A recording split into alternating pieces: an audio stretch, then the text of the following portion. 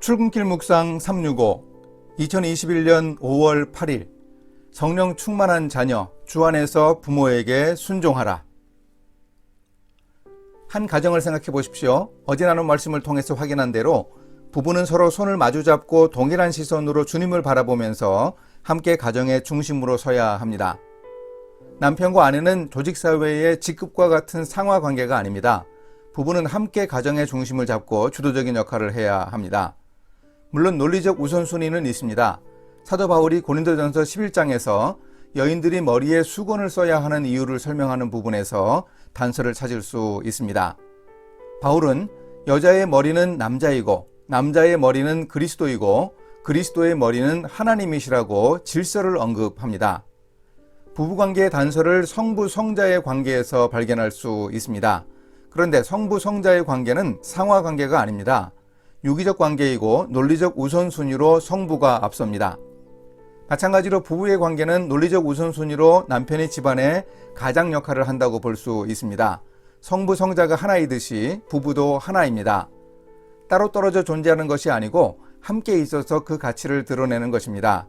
이렇게 남편과 아내가 가정의 중심이 된다면 가정에서 다음 순서는 누구일까요? 오늘 말씀 에베소서 6장 1절에서 3절입니다. 자녀들아 주 안에서 너희 부모에게 순종하라. 이것이 옳으니라. 내 아버지와 어머니를 공경하라. 이것은 약속이 있는 첫 계명이니 이로써 내가 잘되고 땅에서 장수하리라. 부부가 자녀와 부모 중에서 누구를 더 우선시해야 할까요? 사도 바울은 오늘 말씀에서 보듯이 자녀들에게 먼저 권면하기를 자기 부모에게 순종하라고 합니다. 이것을 보아도 부모가 자녀보다 우선하는 것을 알 수 있습니다. 이것을 창세기 2장에서 보다 분명하게 확인할 수 있습니다. 인류의 첫 결혼 장면인데 창세기 2장 24절에서 묘사하는 하나님의 주례사는 이렇습니다. 이러므로 남자가 부모를 떠나 그의 아내와 합하여 둘이 한 몸을 이룰지로다. 이 구절은 인류의 모든 결혼에 적용되는 말씀인데 하나님은 아담과 하와에게는 있을 수가 없기에 생소한 부모를 떠나라고 하십니다. 그런데 정작 그들에게 생길 자녀에 대해서는 전혀 언급이 없는 것에 주목해야 합니다. 생육하라는 창조 명령을 이루기 위해서는 반드시 자녀가 태어나야만 했습니다.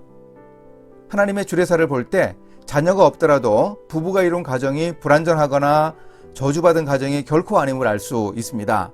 월터 트루비시의 해석대로 부부가 이룬 가정에서 자녀보다는 그들의 부모가 더 우선적입니다. 이런 질서가 반영되어야 합니다. 우리 사회에서 부모 공경의 정신이 약해지는 원인이 멀리 있지 않습니다. 자녀를 더 중시하느라 부모를 섬기지 못합니다. 부부가 중심이 된 가정에서 자녀보다 먼저 생각해야 할 부모님의 존재를 잊고 소홀한 것이 문제입니다.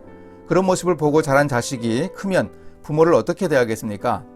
보고 배운 대로 할 것이고 아마도 그러면 부모는 후회가 막심할 것입니다. 따라서 부부가 자녀들 앞에서 자신들의 부모님을 잘 섬겨야 합니다. 이것이 바람직한 부모 공경이고 또한 최상의 자녀 교육입니다. 자녀들에게 바울이 권면하는 대로 부모님을 주 안에서 순종하는 일을 오늘 우리가 돌아봐야 하겠습니다. 어버이날인 오늘 행사성 효도만이 아니라 가정 안에 바람직한 질서를 세움으로 성령 충만한 가정을 이루겠다는 결심을 할 수 있어야 하겠습니다. 하나님이 약속까지 해주시면서 보상해 주겠다고 하시니 얼마나 감사한지 모릅니다. 당연한 부모 공경을 하면 자녀에게 잘되고 장수하는 복을 주시겠다고 합니다. 보상이 있기 때문에 효도하는 것은 아니지만 하나님의 약속을 믿고 우리는 더욱 분발할 수 있습니다. 우리의 부모님을 공경하기로 결심하고 실천할 수 있기를 바랍니다. 마음으로 부모님을 공경하고 시간과 물질과 정성을 다해 섬길 수 있어야 하겠습니다. 이렇게 실천하겠습니다. 주 안에서 부모님에게 순종하라는 권면을 묵상합니다. 주님이 가정의 질서에 대해 알려주시는 말씀을 제대로 이해할 때 가정에서 부모님의 위치를 잘 파악할 수 있습니다. 부모님을 공경하라고 명령하시고 약속까지 보장해 주신 주님의 뜻을 알고 부모님 섬기는 일에 최선을 다하겠습니다. 아직 하나님을 모르는 부모님의 믿음과 구원을 위해서도 기도합니다. 함께 기도하시겠습니다. 우리 가정에 부모님이 있게 하신 하나님 참 감사합니다. 오늘 우리 시대는 자녀를 가정의 중심으로 삼아 떠받듭니다. 부부가 가정의 중심을 잡고 바람직하게 부모님을 공경하고 섬길 수 있도록 도와주소서. 부모님을 잘 섬기고 공경할 수 있도록 인도해 주소서. 예수님의 이름으로 기도합니다. 아멘.